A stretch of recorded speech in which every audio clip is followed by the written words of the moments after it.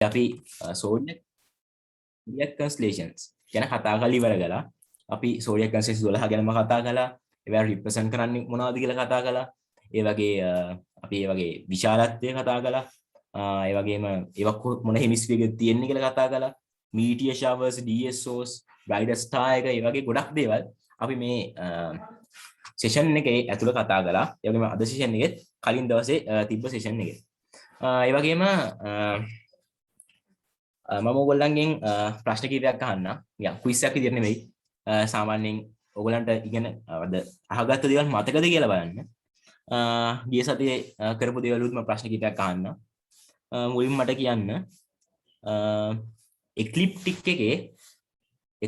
එකේ තියෙන නමුත් zodiac එකට අයිති නොවන constellations දෙකක් මම ගිය සතියේ ඔයගොල්ලන්ට කියලා දුන්නා. ඒ constellation දෙක මතක එක්කෙනෙක් කියන්න බෑ. Cetus. හරි. Ophiuchus and Cetus.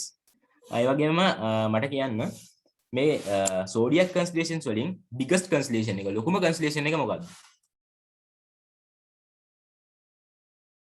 මම කලින් වීක් එකේ ඔයගලන්ට ඒක ගැන කිව්වා. Hydra. කන්‍යා. හරි. කන්‍යා එහෙම නැත්නම් Virgo constellation එක තමයි මේ zodiac constellation වලින් biggest constellation එක. ඒ වගේම අධිකන එකක් දෙකකින් මම ප්‍රශ්නයක් අහන්නම්. helix nebula එක තියෙන්නේ මොන constellation එකේද? helix nebula මොන constellation එකේද තියෙන්නේ? Aquarius. මොනාරි. ගිය සතියේ මම මේ session මේ topic එකේම session එකක් කරද්දී මල්ලිලා කීප දෙනෙක් මගෙන් ප්‍රශ්න ඇහුවා. විශේෂයෙන් මේ ඒගොල්ලෝ ප්‍රශ්න ඇහුවේ event horizon telescope එක සහ Gemini star එක ගැන. එතකොට මම අද හිතුවා මම ගිය සතියේ දුන්න උත්තරේ ඒගොල්ලන්ට satisfy වුනේ නැද්ද කියලා. එහෙම හිතලා මම අද පොඩ්ඩක් ලෑස්තිලා ආවා ඒ ප්‍රශ්න දෙකට ටිකක් ගිය සතියට වඩා උත්තර දෙන්න. එක මල්ලි කෙනෙක් මගෙන් ඇහුවා මට මදිර රමිත ඇහුවේ Gemini කියන්නේ quark star එකක්ද neutron star එකක්ද කියලා. එයා ඇහුවා මගෙන් neutron star එකක් කියලා එක හරියටම approve කරලා තියෙනවද කියලා. උත්තරේ ඔව්. මේක neutron star එකක් කියලා approve කරලා තියෙනවා දැනට.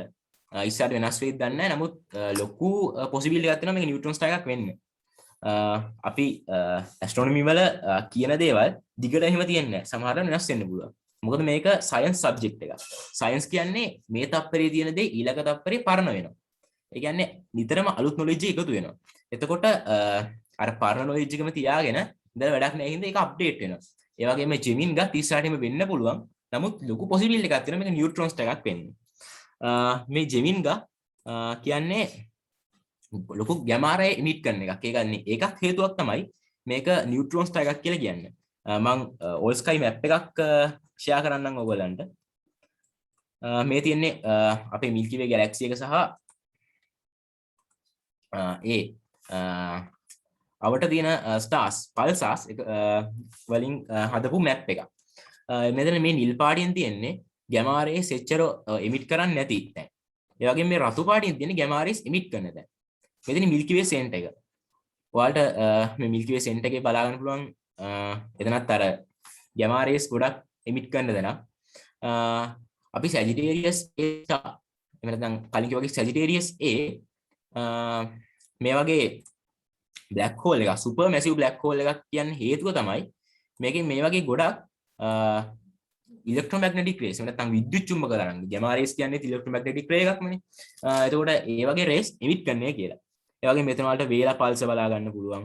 ඒ වගේම මෙතන තියෙන Gemini පල්ස එක. මේක පල්ස් එකක්. ඒ කියන්නේ මේ නියුට්‍රෝන ස්ටාර් එක ලොකු වෙලොසිටි එකකින් තමා වටේම කැරගෙනවා. එතකොට එහෙම කැරකෙද්දි මෙයා ලොකු ගැමා රේස් විශාල ප්‍රමාණයක් එමිට් කරනවා.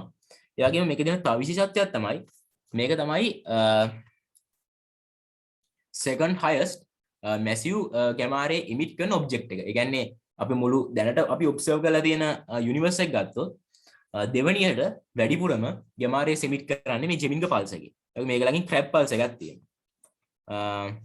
හරි Crab pulse එක තියෙනවා. ඒ වගේම Gemini pulse එක තියෙනවා. මේ මම පොඩි ප්‍රශ්නයක් අහන්නම්. අමාරු ප්‍රශ්නයක් නෙමෙයි. මේ Gemini මේක අපි කලින් වීකී කරපු එක මේ ජෙමින් එක තියෙන්නේ මොන කන්ස්ටලේෂන් එකේද? කාට හරි මතකද? පොඩි ප්‍රශ්නයක්. නමෙන්ම හොයාගන්න පුළුවන්. Gemini. හරි. ජෙමිනි ඒකින්ද තමයි මේක ජෙමින්ග පල්ස් එක කියලාත් මේකට කියන්නේ. ඒ වගේම තව ප්‍රශ්නයක් අහන්නම් මේ මිල්කි වේ සෙන්ටර් එක ළඟින්ම තියෙන්නේ මොන කන්ස්ටලේෂන් එකද? ඒ කියන්නේ මිල්කි වේ සෙන්ටර් එකේ තියෙන සුපර්මැසිව් බ්ලැක් හෝල් එක තියෙන්නේ මොන කන්ස්ටලේෂන් එකේද? Sagittarius. හරියටම හරි සැජිටේරියස්. ඕගොල්ලෝ හොඳට අහන් ඉඳලා තියෙනවා. ඇත්තටම හරි ගොඩක් සතුටුයි මේ දේ ගැන. ඒ වගේම ගිය සතියේ මම අහුවා ඔයගොල්ලන්ගෙන් ප්‍රශ්නයක් අපි අර M87 බ්ලැක් හෝල් එකේ ෆොටෝ එකක් ගත්ත ටෙලස්කෝප් එකක් මත කියලා. ගොඩක් අය එක එක උත්තර දුන්නා. නමුත් ඉවෙන්ට් හොරයිසන් ටෙලස්කෝප් එක තමයි අපි ගත්ත ටෙලස්කෝප් එක. ඔමලි චේනිත් හැන්ඩ් රේස් කරන් ඉන්නවා. චේනිත් මට ප්‍රශ්නයක් තියෙනවද? අයියා කෝක්ස් ස්ටාර් එකක් කිව්වම මේ කෝක්ස් ස්ටාර් එක කෝක්ස් ಜಾති 6න් හැදෙන්න පුළුවන්ද නැත්නම් හැම එකක්ම හැදෙන්න නිකන් සාමාන්‍ය කම්පොසිෂන් එකක් තියනවාද? නිකන් වැඩිපුර හැදෙන්නේ නැත්නම් ස්ට්‍රේන්ජ් කෝක් එකකින් වගේ කියලා. ඒකට ටිකක් උත්තර දෙන්න අමාරු ප්‍රශ්නයක්. කෝක් ස්ටාර්ස් කියන්නේ නැත්නම් නියුට්‍රෝන ස්ටාර්ස් වගේ තමයි කෝක්ස් ගොඩක් ස්ටැක් වෙලා හැදෙන්නේ. නමුත් මම මේ සබ්ජෙක්ට් එක ගැන ගොඩක් ස්ටඩි කරලා නැහැ මොකද ඒකයි තියෙන්නේ කොස්මොලොජි කියන සබ්ජෙක්ට් එකට මම කරන්නේ ඔබ්සර්වේෂන් කියන සබ්ජෙක්ට් එක. නමුත් මම ඔයාලට ඒකට හරියන උත්තරයක් දෙන්නම්. තව ටිකක් හොයලා බලන්න. මොකද මම මාත් ඒක ගැන ගොඩක්ම දන්නේ නැතුව ඔයාලට උත්තරයක් දුන්නොත් එහෙම ඒක හරියන එකක් නෑ. හරි thank you. ඔව් ගිය සතියේ එක්කෙනෙක් මගෙන් ඇහුවා ඉවෙන්ට් හොරයිසන් මම ඉවෙන්ට් හොරයිසන් ටෙලස්කෝප් එක ගැන උගලන්ට ප්‍රශ්නයක් ඇහුවා. එතකොට මේ ඉවෙන්ට් හොරයිසන් ටෙලස්කෝප් එක ගැන උගලන්ට ටිකක් පැහැදිලි කරන්න ඕන කියලා මට හිතුණා. එහෙනම් මම මේ ඉවෙන්ට් හොරයිසන් ටෙලස්කෝප් එකේ ටෙලස්කෝප්ස් පිටලා තියෙන ආකාරය තියෙන ඉමේජ් එකක් ෂෙයා කරලා තියෙනවා. එතකොට මේ ඉවෙන්ට් හොරයිසන් ටෙලස්කෝප් කියන්නේ වල එක ටෙලස්කෝප් එකක් නෙවෙයි. මෙතන එක ටෙලස්කෝප් එකක් විතරක් යොදා නොගන්න හේතුවක් තියෙනවා. මම ගිය සතියේ ඒක ගැන නිකන් ලගින් යන පැහැදිලි කිරීමක් කළා. මේකටයි එක ටෙලස්කෝප් එකක් ගත්තේ නැත්තේ. මෙන්න ටෙලස්කෝප්ස් ගොඩක් ගත්තේ කියලා. කාට හරි මතකයක් තියෙනවද ඒක ගැන? අයිය බ්ලැක් හෝල් එක ෆොටෝ එකක් ගන්න ඕන නම් පෘථිවිය තරම් ටෙලස්කෝප් එකක් හදන්න ඕනේ. ඉතින් ඒක හදන්න ප්‍රායෝගික නැති හින්දා මේ ලෝකෙ වටේම තියෙන ටෙලස්කෝප් එකතු කරලා එක ටෙලස්කෝප් එකක්. නියමයි මල්ලි. හරියටම හරි. වගේ උත්තරේ හරියටම හරි. මම ගිය සතියේ දීපු පැහැදිලි කිරීමම ඔයා එහෙම්ම කිව්වා. හොඳට අහන් ඉඳලා තියෙනවා. එතකොට මේ ඉවෙන්ට් හොරයිසන් ටෙලස්කෝප් එක මේ EHT කියන ප්‍රොජෙක්ට් එක පොඩ්ඩ කාලයක් විතරක් තිබ්බ එකක් නෙවෙයි. ඒ කියන්නේ අපිට මේ බ්ලැක් හෝල් එකේ ඉමේජ් එක එන්නේ 2019. නමුත් මෙතන මේ ඉවෙන්ට් හොරයිසන් ප්‍රොජෙක්ට් එක 2017 වගේ කාලෙක ඉඳන් පටන් ගන්න තියෙන්නේ. ඒ කියන්නේ ඒගොල්ලෝ අවුරුදු ගාණක් මහන්සි වෙලා තමයි ෆොටෝ එක ගන්න තියෙන්නේ. එතකොට ඔයගොල්ලන්ට පේනවා මේ වගේ බ්ලැක් හෝල් එක ඉමේජ් එකක් ගන්න කොච්චර අමාරුද කියලා. අපේ සැජිටේරියස් ඒ වලටත් මේගොල්ලෝ මේ වගේ මහන්සි වෙනවා. මේ ටෙලස්කෝප්ම පාවිච්චි කරලා අපිට අනාගතයේදී ඒ වගේ අපේ බ්ලැක් හෝල් එකේ ෆොටෝ එකකුත් බලන්න පුළුවන් වෙයි. මෙතන තියෙන්නේ ඒකට අපි පාවිච්චි කරපු ඔබ්සර්වේටරිස්. ඇත්තට මේ ප්‍රොජෙක්ට් එක කරපුවා පාවිච්චි කරපු ඔබ්සර්වේටරිස් සම්පූර්ණ ටෝටල් ඔබ්සර්වේටරිස් 9ක් තියෙනවා. මේක පටන් ගත්තේ ඔබ්සර්වේටරිස් 6කින්. නමුත් පස්සේ කාලෙක ඔබ්සර්වේටරිස් දෙකක් විතර ඔබ්සර්වේටරිස් 8ක් හැදෙනවා. ඊට පස්සේ 2018 දී මේගොල්ලෝ තව ඔබ්සර්වේටරි එකක් එකතු කරනවා ග්‍රීන්ලන්ඩ් ටෙලස්කෝප් ප්‍රොජෙක්ට් කියලා එකක්. මෙතන ඉන්නේ ඒක තියෙන තැන ග්‍රීන්ලන්ඩ් වල තියෙන්නේ. ඒතකොට ඒකත් එකතු කරායින් පස්සේ සයිට්ස් 7ක තියෙන ටෙලස්කෝප්ස් 9ක් එකතු වෙලා තමයි මේ ඉවෙන්ට් හොරයිසන් ටෙලස්කෝප් එක හැදෙන්නේ. මෙතනදී පාවිච්චි කරලා තියෙන්නේ ඉන්ටර්ෆෙරෝමෙට්‍රි කියන ටෙක්නොලොජි එක. මෙතන ඔයාලට බලන්න පුළුවන් මේ ටෙලස්කෝප්ස් එක නෙට්වර්ක් එකක විදිහට එකතු වුණාම කොච්චර ලොකු ඩයමීටර් එකක් තියෙනවද කියලා. ඇත්තටම මේ පෘථිවියේ වගේම ලොකු ඩයමීටර් එකක් තියෙනවා. මේ සම්පූර්ණ නෝර්ත් ඇමරිකා, සවුත් ඇමරිකා, ඇෆ්‍රිකා, මේ යුරෝප් වලින් කැලලක් තියෙනවා. ඒ වගේම මේ අපේ ලංකාවත් ඇත්තට මේ ඒකෙන් මේකේ තියෙන රේඩියස් එක ඇතුලේ තමයි මේ ලංකාවත් තියෙන්නේ. ඉතාලම ලොකු රේඩියස් එකක්, ලොකු ඩයමීටර් එකක් මේ ටෙලස්කෝප් ප්‍රොජෙක්ට් එකෙන් ඇති කරලා තියෙනවා. එතකොට මේ ඉවෙන්ට් හොරයිසන් ටෙලස්කෝප් එකේ එක්කෙනෙක් ඇහුවා මගෙන් ඒකේ කොච්චර data ප්‍රමාණයක් එකතු වුණාද කියලා. මේ ඉවෙන්ට් හොරයිසන් ටෙලස්කෝප් එකෙන් data petabytes between 4.5 and 5. ඒ කියන්නේ petabyte 4.5 ඉඳන් petabytes 5 වෙනකම් ලොකු data ප්‍රමාණයක් එකතු කරලා තියෙනවා මේ Event Horizon Telescope එකේ.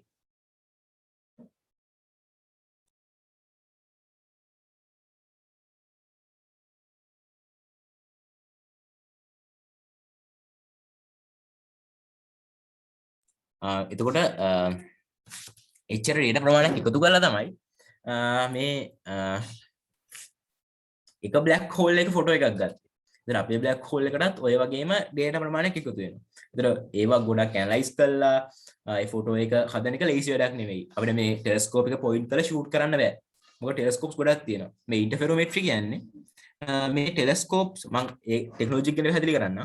මේ ටෙලස්කෝප්ස් දෙකකින් තැන් දෙකක තියෙන ටෙලස්කෝප්ස් දෙකකින් එකම ඔබ්ජෙක්ට් එකක් ඔබ්සර්ව් කරලා එකම ඉමේජ් එකක් ගන්න පුළුවන් ටෙක්නොලොජි එක තමයි ඉන්ටර්ෆෙරෝමෙට්‍රි. මම සරලව කිව්වේ. නමුත් ඒක ඊට වඩා ගොඩක් කම්ප්ලෙක්ස්. මේ ඉන්ටර්ෆෙරෝමෙට්‍රි පළවෙනිම පාවිච්චි කරලා තියෙන්නේ කෙක් ටෙලස්කෝප්ස්. කෙක් කියලා තියෙන ටෙලස්කෝප්ස් දෙකක් එක ළඟ තියෙන ඔබ්සර්වේටරි එකක්. මේ කෙක් ටෙලස්කෝප්ස් වලින් තමයි පළවෙනි පාරට මේ ඉන්ටර්ෆෙරෝමෙට්‍රි කියන ටෙක්නොලොජි එක පාවිච්චි කරලා ඔබ්සර්වේෂන් කරන්නේ. එතකොට ඒක ටික ටික දියුණු වෙලා ලෝකේ වටේම තියෙන ටෙලස්කෝප්ස් 9ක් එකට එකතු කරන තරම් ටෙක්නොලොජි දියුණු වෙලා තියෙනවා. එතකොට මම ඒකද කලින් කිව්වේ සයන්ස් කියන්නේ ඇස්ට්‍රොනොමි කියන්නේ සයන්ස් සබ්ජෙක්ට් එකක්. ඒක කාලෙන් කාලට අප්ඩේට් වෙනවා. ඒ වගේම කෙක් ටෙලස්කෝප් එක හදලා පස්සේ කාලෙක මේ මෙච්චර ලෝකේ වටේම තියෙන ටෙලස්කෝප්ස් එකතු කරලා එක ෆොටෝ එකක් ගන්න පුළුවන් වෙයි කියන එක මම හිතන්නේ ඒ කාලේ කවුරුත් හිතුවයි කියලා. නමුත් ඒක සාර්ථක වුණා. එතකොට මේකට තව ප්‍රශ්නයක් තියෙනවා මගෙන්. මම ප්‍රශ්න අහන්න වැඩිද දන්නේ නැහැ. තව ප්‍රශ්නයක් තියෙනවා. මේ M87 වල තිබ්බ සුපර්මැසිව් බ්ලැක් හෝල් එකට කියපු නම මොකද්ද? මගේ නම ඔයාලට කියන්න. හරියටම හරි. ඔවේහි. එතකොට ඒක තමයි මේ බ්ලැක් හෝල් එකේ නේම් එක. මම හිතනවා ගිය සතියේ ප්‍රශ්න ආපු මයිලට හොඳ ආන්සර් එකක් ලැබෙන්න ඇති කියලා. මම quark stars ගැන පොඩක් හොයලා බලන්නම්. ඒක කියප එකත් හොඳයි. ඒක ගැන හොයලා බලලා මම ඔයාලට මම කන්ටැක්ට් කරගෙන මම ඒක කියන්නම් quark star එකයි. ඒ quark star එක හැදෙන්නේ කොහොමද කියන එක ගැන. ඒ වගේ ගිය සතියේ වගේම මම chat එකට දාලා තියෙනවා මගේ නම්බර් එක. WhatsApp ඔයගලන්ට කනෙක්ට් මාව කන්ටැක්ට් කරගෙන ප්‍රශ්න අහන්න පුළුවන්. කවුරුත් ප්‍රශ්න තියෙනවා නම් මේ නම්බර් එකට මැසේජ් එකක් දාන්න. මම මගේ knowledge එකෙන් ඔයගලන්ට පුළුවන් දේවල් හොයලා කියන්නම්. නැත්නම් මම වෙන විදියකින් හරි ඔයගලන්ට හොයලා හරි උත්තරයක් දෙන්න. එතකොට මල්ලි අද මම රෙඩි වෙලා ආපු ටොපික් එක සහ මම එකතු කරන් ආපු දේවල් ඔක්කොම ඔයාලට කියලා දුන්නා. මම හිතනවා මේක ඔයාලට ගොඩක් යූස්ෆුල් වෙන්න ඇති කියලා. මම හිතනවා හරියටම හරියන්න මම ලෙක්චර් එක කරා කියලා. ඔයගලගේ ෆීඩ්බැක් එක කොහොමද? හොඳට ලෙක්චර් වුණාද? ඔයගොල්ලෝ හිතන් හිටපු දේවල් ඔයගලන්ට හම්බුණාද? ඉගෙන ගන්න ඔයගොල්ලෝ හිතාගෙන ආපු දේවල්. මොකක්දයි ෆීඩ්බැක් එක?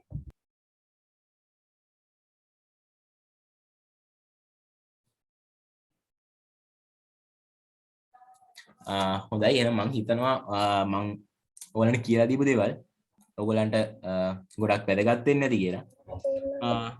ඒ වගේම මේ දේවල් මොකක් හරි කිව්වද?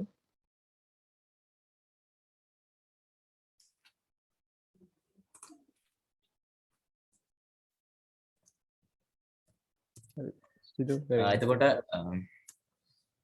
අද ලෙක්චර් එක මෙතනින් ඉවරයි. මේ දේවල් ඔයගොල්ලෝ හොඳට මතක තියාගන්න. ඒ වගේම ඇස්ට්‍රොනොමි කරනවා ඔයගොල්ලන්ගේ ස්කූල් ස්ටඩීස් එක හොඳටම ළඟින් යන්න ස්කූල් ස්ටඩීස් උත් හොඳට කරලා ඇස්ට්‍රොනොමි හොඳට කරලා ඔය ඒ දෙකම හොඳට කරගත්තොත් ඔයාලට අනාගතේ ලොකු තැනකට යන්න පුළුවන්. එතකොට ඔයගොල්ලන්ට ඒ ගැන ප්‍රශ්න තියෙනවා නම් මගෙන් අහන්න. ඔයගොල්ලන්ට අපේ තව ටිකක් කාලෙ ගිහිල්ලා මේ නොලෙජ් ගොඩක් එකතු කරගෙන ක්විස් ටීම් එකට එන්න පුළුවන්. ඒ වගේම අපේ සොසයිටි එකේ ලොකු පෝස්ට් වලට යන්න පුළුවන්. ඒගොල්ලන්ගේම ඔයගොල්ලන්ට ඊට පරිබාහිරව තියෙන සොසයිටිස් වල එකතු වෙලා ඒ සොසයිටිස් වල වැඩ කරන්න පුළුවන්. එතකොට එහෙම වැඩ කරපු ගොඩක් අය දැන් සක්සස් වෙලා ඉන්නවා, සාර්ථක වෙලා ඉන්නවා. ඇත්තට මාත් ඇස්ට්‍රොනොමි වලට ඇවිල්ලා දැන් මේ 3 වෙනි අවුරුද්ද යන්නේ. සොසයිටි වල 3 වෙනි අවුරුද්ද. එතකොට ඒ වගේ ඔයගොල්ලන්ගේ නොලෙජ් ටික ටික වැඩි කරගෙන ස්කූල් ස්ටඩිස් උත් එක්ක මේකත් හොඳට කරලා ගොල්ලන්ට හොඳ තැනකට එන්න පුළුවන් වෙයි කියලා මම බලාපොරොත්තු වෙනවා. එහෙනම් මල්ලි thank you and God bless you.